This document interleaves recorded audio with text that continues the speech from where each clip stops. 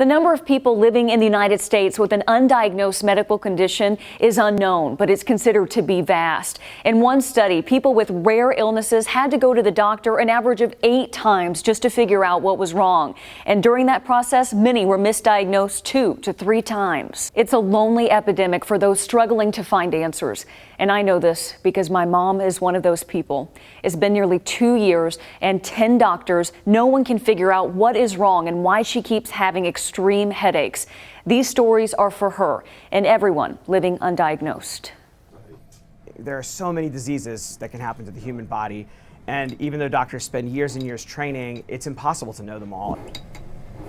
For patients living undiagnosed, their illness can be like one big puzzle. But in their big puzzle box, too many pieces are missing to create a clear picture. What is this journey often like for people that are experiencing symptoms, but they're leading them in different directions? I mean, it's a terrible experience, I think, for patients, both of the things you described, going through the process of having symptoms and not knowing what's going on, or having your doctor struggle to figure out what's going on or how to make you better. Dr. Jared Gardner has dedicated his life to solving complicated, incomplete puzzles, finding and studying diseases for patients who are undiagnosed. As someone who's a specialist in diagnosing rare cancers, I still encounter cases on a regular basis that I can't solve. This perpetual state of unknowing is something Pip Caliscan knows all too well. I had a little tiny bump that came up in my hairline.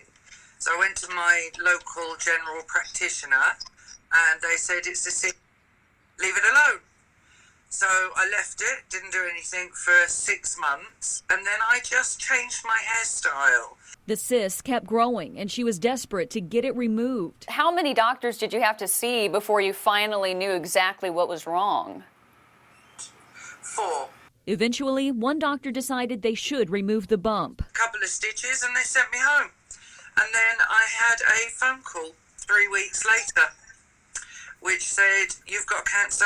Pip was eventually diagnosed with a rare skin cancer called DFSP.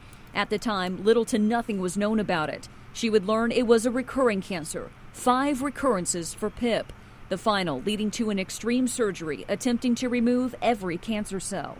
I had my entire forehead removed, all the soft tissue, muscle, nerves, 85% thickness of the skull bone. To help others living with DFSP, she started a Facebook group. Around 2,000 people in that group today. For some of them, did it take a lot longer than you to get answers? An awful lot longer. I mean, some people 20, 25 plus years. Those with DFSP still learning about their cancer with the help of Dr. Gardner.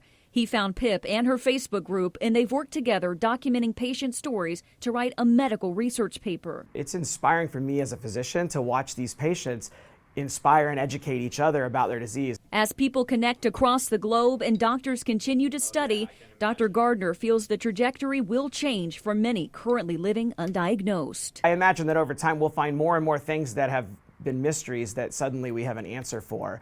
And I guess that's the blessing and the curse of medicine. It's really cool to see that happen, and it's really frustrating in the meantime for everyone. But you feel hopeful. I do. I feel very hopeful, because when you look back at just the past 10 years, but even more, look over the past 100 years, medicine has just changed in unbelievable ways.